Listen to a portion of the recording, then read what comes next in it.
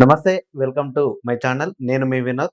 నిజామాబాద్‌లో మణిద్వీపం అని ఒకటి కొత్తగా వెలిసింది. అంటే గత కొద్ది నెలల నుండి ఈ వ్యవహారం నడిపిస్తున్నారు కొంతమంది. అయితే దీని వెనకాల చాలామంది పెద్దలున్నట్టు మనకనిపిస్తుంది.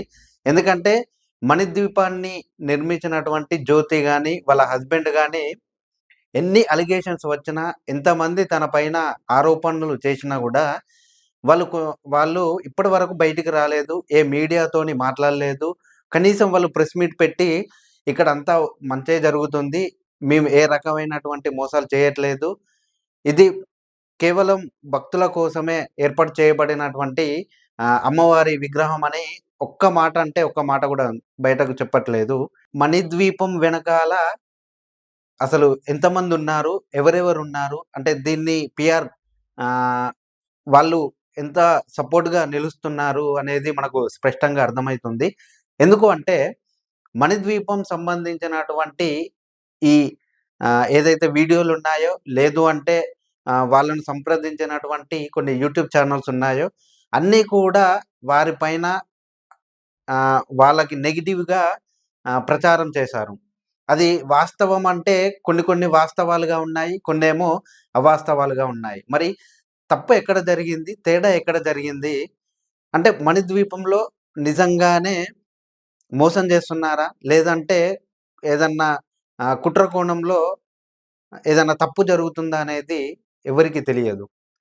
ఎందుకంటే దీని ఎనకాల కొంతమంది రాజకీయ నాయకులున్నారని, లేదు అంటే కొంతమంది రియల్ ఎస్టేట్ వాళ్ళున్నారని, లేదు అంటే ఈ జ్యోతి గారు ఎవరైతే ఉన్నారో అంటే మణిద్వీపాన్ని ఏర్పాటు చేసినటువంటి జ్యోతి గారు కొంతమంది పీఆర్‌లను పెట్టుకొని ఇలా పబ్లిసిటీ చేస్తున్నదేమో అని కొంతమంది అంటున్నారు. ఏది ఏమైనా గూడా ఆ మణిద్వీపంలో కొన్ని కొన్ని ఘోరాలు జరుగుతున్నాయి. కొన్ని కొన్ని మోసాలు గూడా జరుగుతున్నాయి. అంటే ఆమె కలలోకి వచ్చి దేవత నన్ను ప్రతిష్ఠించండి, పూజలు చేయండి అని చెప్పిందే తప్ప, ఇక్కడనే ప్రతిష్ఠించండి, ఇక్కడనే పూజ చేయండి అని చెప్పదు ఏ దేవత గూడా. కానీ ఈమెకు కలలో వచ్చి నన్నిక్కడనే పూజించండి, లేదు నన్నిక్కడనే కొలువుదీరి నా నా సేవలందుకోండి అని చెప్పిందని తనే స్వయంగా చెప్పింది. సరే ఒకవేళ ఇప్పుడు తనకే కలలోకి వచ్చి నన్నిక్కడనే పూజించండి అంటే ఏదైనా విగ్రహం తీసుకొని వెళ్ళి దానికి పూజారులచే ఆహ్, మంత్రోచ్చారణ ద్వారా ప్రతిష్ఠించాలి.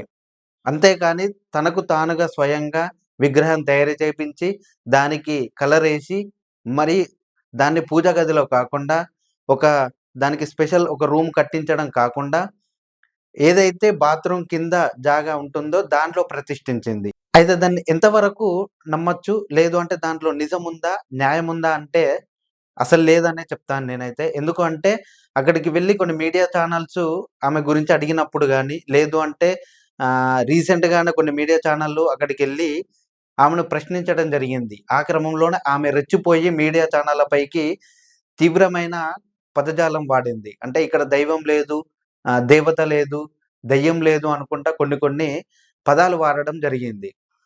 నిజాయితీగా ఉంటే తనకు నిజంగానే కలలోకి వచ్చి అమ్మవారిని ప్రతిష్ఠించి పూజ చేయమని తనకు చెప్తే, ఆమె డైరెక్ట్‌గా అంటే భయం లేకుండా మీడియా ఛానెల్‌ను పిలిపించి నాకిలా చెప్పింది. నేను ఇలా చేస్తున్నాను అని ధైర్యంగా చెప్పాలి. కానీ ఆమె ఇప్పటి వరకు ఏ మీడియా ఛానెల్‌లో కూడా చెప్పలేదు. అంటే అంతకు ముందే కొన్ని మీడియా ఛానెల్‌లో చెప్పింది. కానీ ఆ చెప్పిన తర్వాత నుండే ఈ అలిగేషన్స్ ఆమె పైన చేయడం జరుగుతుంది.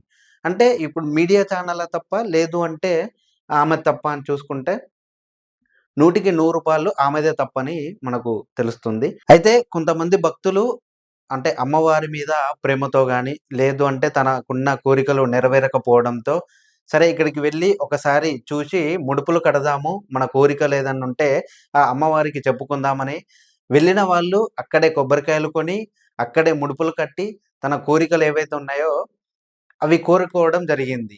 సరే అక్కడి వరకు బాగానే ఉంది. మళ్ళీ ఆ కొబ్బరికాయలను ఏం చేస్తున్నారు వాళ్ళు? వీళ్ళు కొబ్బరికాయలు అంటే ముడుపులు కట్టేసి, ఒక కోరిక కోరుకొని అక్కడ కొంచెం సేపు కాలక్షేపం చేసి, మళ్ళీ తిరిగి ఇంటికి వస్తున్నారు. అక్కడ కేవలం టైమింగ్స్ ఎందుకు పెట్టారు మరి? 6 నుండి 8 వరకే. 8 నుండి మళ్ళీ అది క్లోజ్ చేస్తారా? లేదు అంటే వీళ్ళు అక్కడే ఉండి, మళ్ళీ ఆ కొబ్బరికాయలను విప్పి, మళ్ళీ అక్కడే పెడతారా అనేది ఒక క్వెషన్ మార్కే. ఇది ఎందుకు క్వెషన్ మార్క్ అన్నా అంటే, ఇది ఏ ఛానెల్‌లో కూడా ఇంతవరకు చెప్పలేదు. అంటే కొబ్బరికాయలు మళ్ళీ ఆ ముడుపులు తీసుకొచ్చి విప్పేసి మళ్ళీ కొబ్బరికాయలను మళ్ళీ పెట్టి మళ్ళీ అదే రిపీట్‌గా చేస్తుందని ఏ ఛానెల్ గూడా చెప్పలేదు. మరియు అక్కడ టైమింగ్స్ పెట్టడానికి ఇంకొకటి బలమైన కారణం ఏంది అంటే, అక్కడికి కొంతమంది మీడియా ఛానెల్ గాని, లేదు అంటే ఆమెకు వ్యతిరేకంగా ఎవరైనా పడని వాళ్ళు గాని, లేదు అంటే కొంతమంది కొన్ని రకాలుగా అలిగేషన్ చేస్తున్నారని టైమింగ్స్ పెట్టిందని ఆమె అంటుంది. అయితే ఈ జ్యోతి గారు గాని, లేదు అంటే వాళ్ళ హస్బెండ్ గురించి వాళ్ళ బెస్ట్ ఫ్రెండ్ జ్యోతి గారి బెస్ట్ ఫ్రెండు కొన్ని విషయాలు మనకు వెల్లడించడం జరిగింది. అదేంది అంటే హైదరాబాద్‌లో ఉన్న ఉండే రోజులలో తను ఒక హాస్టల్‌లోనే చదువుకుండేవారు.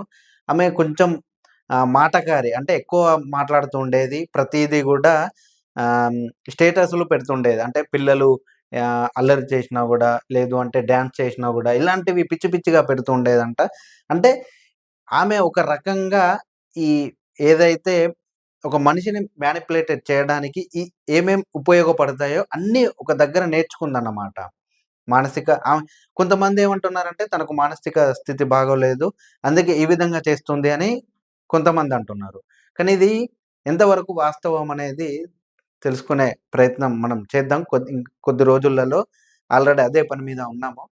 సో, ఇంకొకటి ఏంది అంటే ఆమె చెప్పిన ఇంకొకటి చాలా ముఖ్యమైన విషయం ఏందంటే ఆమె బీటెకు, బీకామ్ చేసిందని చెప్తున్నది. కానీ ఆమె చదివిన కాలేజీల్లోనే ఫ్యాకల్టీగా చేసిన రోజులు కూడా ఉన్నాయని ఆమె చెప్తుంది. ఎందుకంటే జీతం తక్కువైనా గూడా కొంచెం సెక్యూరిటీ ఉంటుందని ఆమె చెప్పింది. ఫ్యాకల్టీ నుండి బయటికి ఒచ్చి ఈ పని చేయడానికి కారణమేంది? ఒకటి. ఇంకొకటి ఏంది అంటే ఆమె కళలోకి వచ్చినప్పుడు అంటే ఆ ఇల్లు నిర్మించిన తర్వాత ఆమె కలలో అంటే దేవత కలలోకొచ్చిందా? లేదు అంటే నిర్మించక ముందే కలలోకొచ్చిందా? ఇంకొకటి. ఆమె ఆ రియల్ ఎస్టేట్‌కి సంబంధించి దాంట్లోనే ఎందుకు పెట్టాల్సొచ్చింది?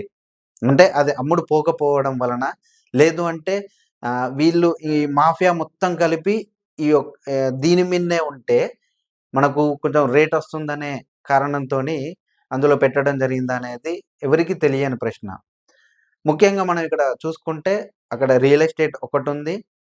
ప్లస్ అమ్మవారిని భక్తులు అంటే అమ్మవారి దగ్గరికి కోరికలతోటి వచ్చిన భక్తుల దగ్గర లక్షలు, లక్షలు తీసుకున్నారు అని కొన్ని కొన్ని సందర్భాలలో కొంతమంది భక్తులు చెప్పడం జరిగింది. అదొకటి. ఇలా చెప్పుకుంటూ పోతే ఆమె గురించి చాలానే ఉన్నాయి.